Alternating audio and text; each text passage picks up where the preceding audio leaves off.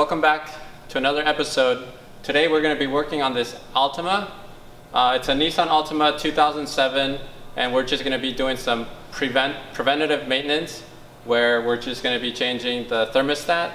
It actually has two thermostats, so we're going to be changing those and also draining most of the coolant. So to start this job, you're going to want to go ahead and start with draining the coolant. On the right side of the radiator, underneath the vehicle, there is a hole on the plastics so that you can fit a number 3 Phillips screwdriver and just turn it to drain so that you can do the other tasks while it's draining.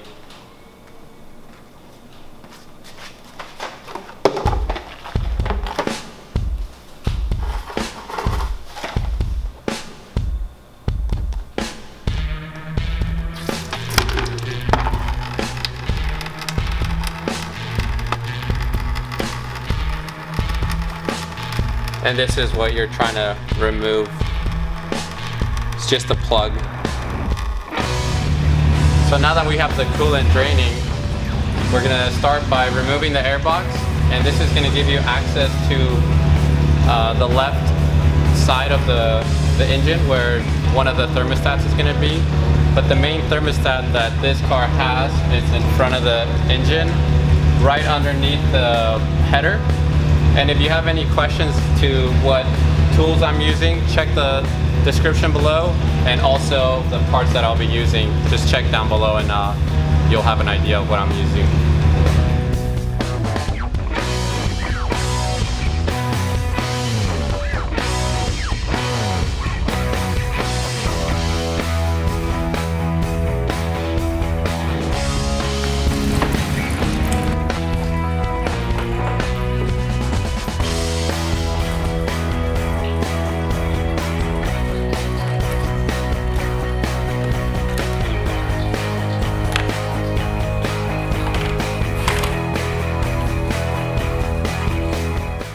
So now that you have that airbox removed, you can see how much room you have to work with so that you can get this part off.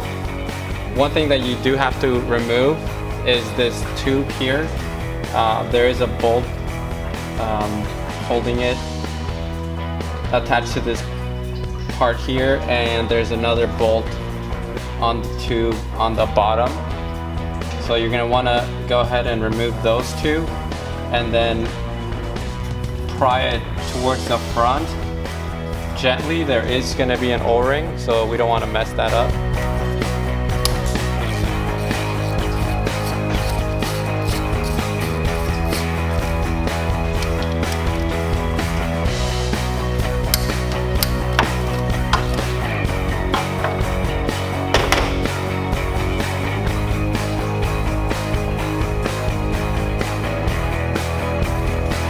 So the two bolts holding that tube seem to be that they are the same size.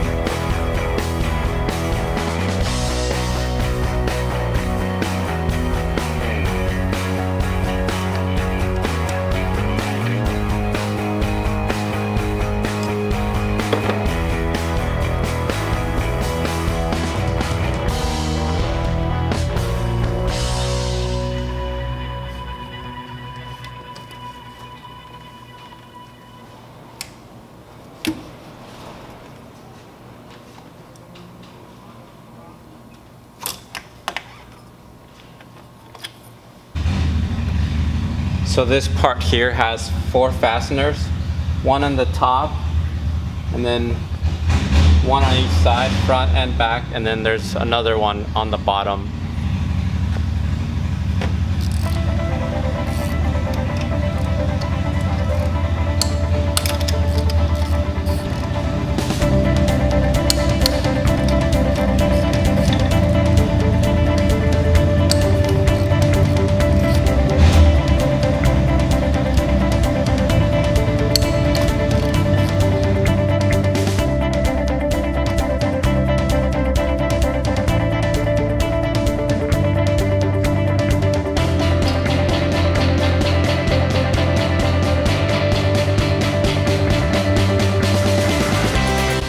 So obviously whenever you're trying to replace a part, you want to go and check the part that you're actually going to be using to replace it, and just visually look at the part and see if there's any clues of how this is going to be specifically installed. So right here you can see on this thermostat there is a hole on the top, and usually what that hole does is it lets or it actually prevents air pockets from forming, and it just lets the cooling system basically bleed itself. So on this there is an arrow too, so it lets you know this thermostat is going to be pointing up. So now that you have your parts, the new ones that you're going to be replacing with, just visually look at the part and see if there's any extra work that you can do. So like this one here, you can see all the corrosion here, so we want to take that into a wire wheel and just to clean it up so that whenever you put that hose, it creates a nice good seal.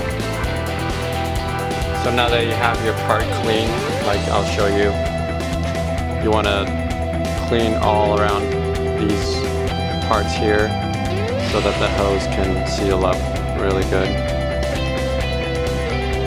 And then once you have your thermostat hooked up, this is what it should look like.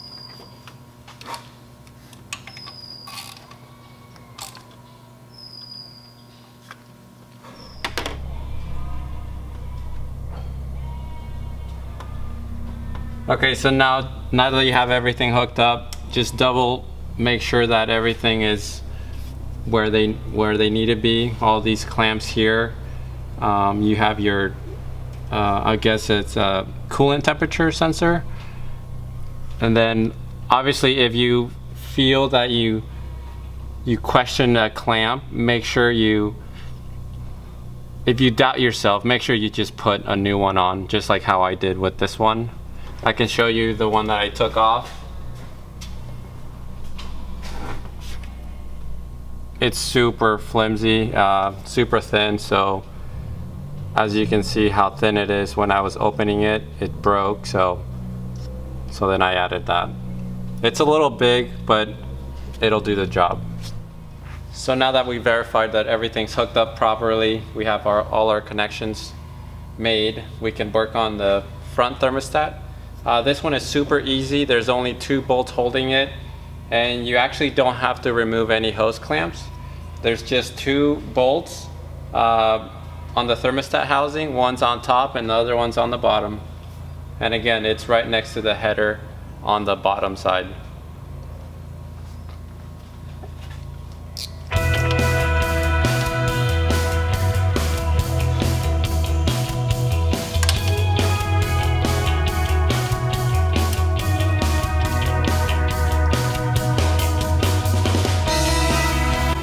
So this is how the thermostat was placed on the motor. So you can see that it also has an arrow, and that there's this little hole here so that it lets air up on the system, so that So now that we verified that our parts, again, they are the same part, we want to make sure we want to clean the mating surfaces so that whenever we place this in, it creates a nice good seal.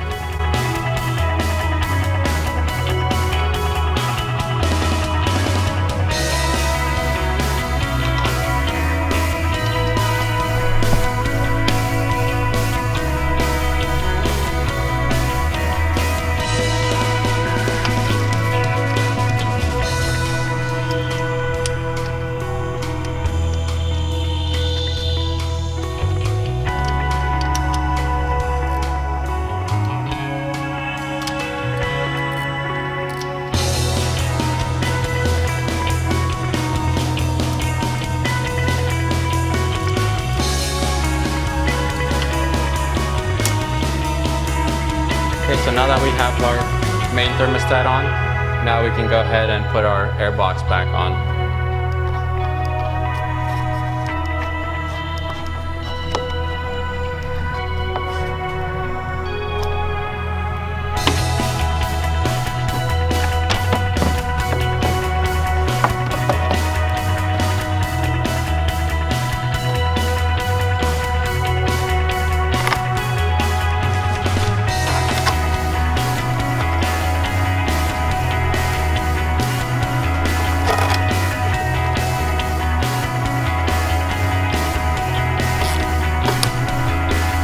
Now we just need to put our radiator drain bolt back, and then we can start filling it. So I recommend using this spill-free funnel. It's a product made by Lisle. If you want the part number, I'll put it on the description.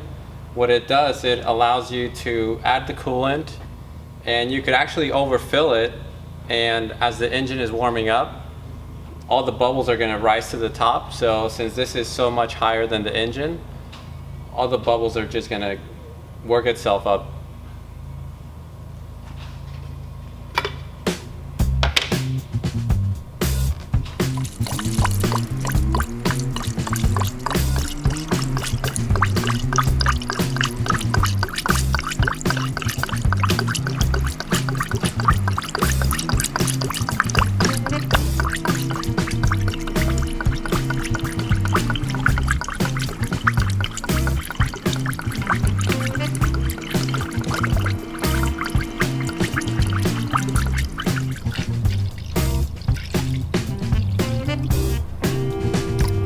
Now turn on the vehicle, and I recommend doing it outside, well ventilated area, so that you could start the car and hold the RPM to about 2,000 to 2,500 RPM, and you basically want to keep this just like this. Obviously you want to maintain the fluid level above the radiator, and then once the fans come on, you could actually undo this. First you have to plug it in so that you don't spill. Plug it in and then undo this and put your cap back on, and basically your job is done.